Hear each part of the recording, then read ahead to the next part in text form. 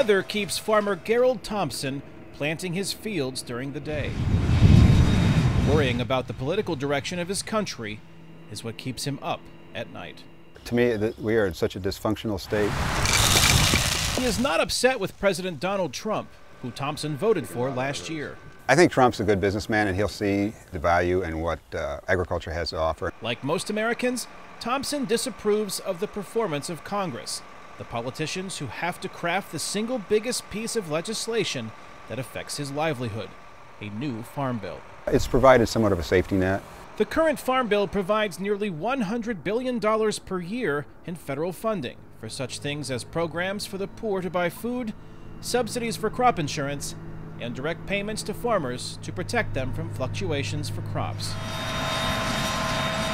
Those direct payments were unpopular with the public, and Congress reduced them from previous levels, but they could have helped farmers in recent years. We're buried in corn and beans. Prices are low. The farm economy's been bad I think this will be the fourth year in a row where farm income's gone down.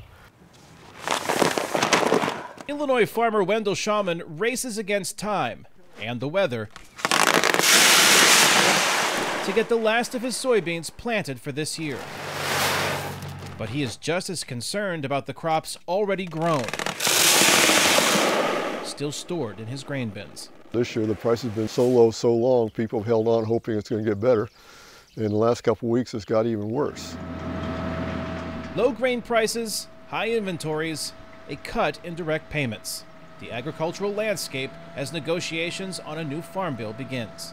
Shawman expects further cuts. Politically, we have very little clout. But that's not the biggest issue for farmer Gerald Thompson. Your biggest risk factor is something you have absolutely no control over, which is the weather. Ironically, bad weather could help farmers this year. Lack of rain could lead to lower yields, which would then send crop prices skyrocketing. Kane, Farabaugh, VOA News, Bloomington, Illinois.